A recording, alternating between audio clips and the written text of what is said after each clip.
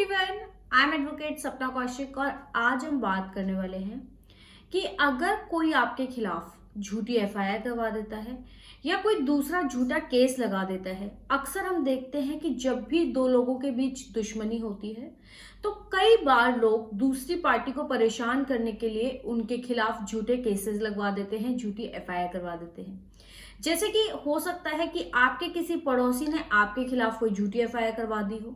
या आपका कोई मैट्रिमोनियल केस चल रहा हो, परिवार में कोई विवाद चल रहा हो, तो कोई भी एक दूसरे को परेशान करने के लिए उनके खिलाफ झूठी एफआईआर करवा देता है। अगर किसी ने आपको ऐसे ही परेशान किया और आपके खिलाफ झूठा मुकदमा लिखवा दिया है, तो आप उस झूठी एफआईआर को कैसे रद्द करवा सकते हैं, कैसे क्वैश करवा सकते हैं, आज हम उसको डिस्कस करेंगे। लेकिन उससे पहले एक और इम्पॉर्टेंट बात कि अगर आपने हमारा YouTube चैनल अभी तक सब्सक्राइब नहीं किया है तो प्लीज हमारा YouTube चैनल सब्सक्राइब कीजिए, और अगर इस वीडियो को आप Facebook पर देख रहे हैं तो हमारे पेज अनम्यूट फैक्ट्स को लाइक कीजिए ताकि हम आपको ऐसे ही लीगल अपडेट्स दे सकें। रिसेंटली मेरे पास एक कॉल आया जिसमें एक व्यक्ति ने मुझे कहा कि उसकी वाइफ ने उसके ऊपर झूठा 498A का केस लगा दिया है और उसकी बूढ़ी माँ जो कि 75 इयर्स की है, उनको भी उसने पार्टी बनाया है, और उसकी बहन जो कि उसके साथ नहीं रहती और उसके हस्बैंड को भी उसमें पार्टी बना लिया है। तो वो ये 498A की जो एफआईआर है उसको कैसे क्वैश करवा सकता है। उस व्यक्ति का कहना था कि उसने कभी भी अपनी वाइफ के ऊपर हाथ नहीं छोड़ा और उसने उसके ऊपर 498A का केस लगा दिया। ऐसे ही पिछले दिनों एक और कॉल आया जिसमें एक व्यक्ति ने कहा कि उसके पड़ोसी ने उसके ऊपर एफआईआर करवा दी है। उन दोनों के बीच प्रॉपर्टी को लेकर कोई झगड़ा था और उसी में उसने उसके ऊपर झूठा मुकदमा लिखवा दिया है, जबकि ऐसी कोई घटना हुई ही नहीं। उस व्यक्ति ने उसके ऊपर अपनी वाइफ के साथ छेड़छाड़ करने का आरोप लगाया, जबकि ऐसा तो हुआ ही नहीं था। उन दोनों के बीच प्रॉपर्टी का डिस्प्यूट था।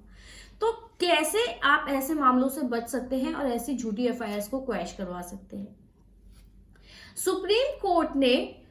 एक लैंडमार्क जजमेंट दिया था, state of Haryana and others versus Bhajanlal and others, जिसमें सुप्रीम कोर्ट ने कहा कि एफआईआर क्वैश करने का कोई स्ट्रेट कट फॉर्मूला नहीं है कि किस आधार पर, किन किन आधारों पर कोई एफआईआर को क्वैश किया जाएगा, लेकिन कुछ गाइडलाइंस हम इशू कर सकते हैं कि कौन से ऐसे अगर कंटेंट हैं जिससे ये पता चलता है कि ये एफआईआर झूठी है तो एफआईआर को क्वैश किया जा सकता है। सबसे पहली बात कि हाईकोर्ट के पास ये पावर है, सेक्शन 482 ऑफ सीआरपीसी के अंदर हाईकोर्ट के पास ये पावर है कि अगर कोई एफआईआर लिखी गई है तो वो हाईकोर्ट उसको क्वैश कर सकती है।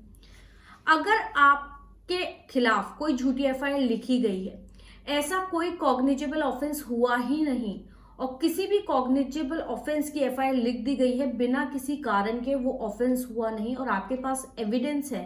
कि आप उस समय उस घटना स्थल पर मौजूद नहीं थे या ये ऑफेंस हुआ नहीं, तो आप सेक्शन 482 ऑफ सीआरपीसी के अंदर हाई कोर्ट को अप्रोच कर सकते हैं क्वेश्चन के लिए।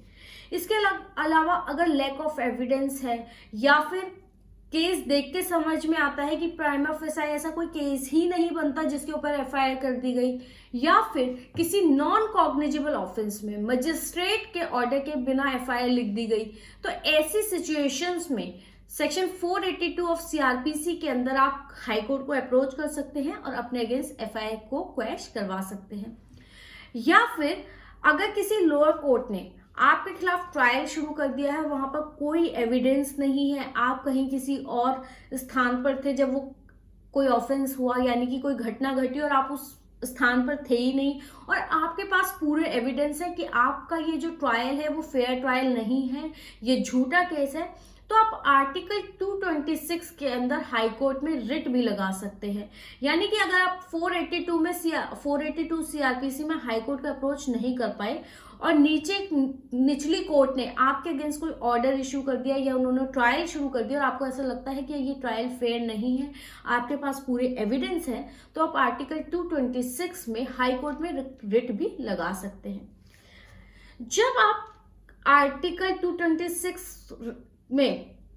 रिट लगाकर या फिर 482 सीआरपीसी के अंदर एफआईआर को क्वैश करवा लेते हैं, या आप एक्विट हो जाते हैं, यानी कि आपको बाइज्जत बरी कर दिया जाता है कि आपके खिलाफ ऐसा कोई केस नहीं बनता और ये एफआईआर झूठी थी और इसको रद्द किया जाता है। अगर आप केस जीत जाते हैं इस तरीके से, तो आपके पास क्या रेमेडीज होती हैं, यानी कि आप सामने वाले बंदे को फिर सबक कैसे सिखा सकते हैं कि उसने आपके खिलाफ झूठी एफआईआर दी। आप उस व्यक्ति के ऊपर क्रिमिनल डिफेमेशन का केस कर सकते हैं, जिसमें उसको 2 साल तक की सजा भी हो सकती है और उसके ऊपर जुर्माना भी लगाया जा सकता है।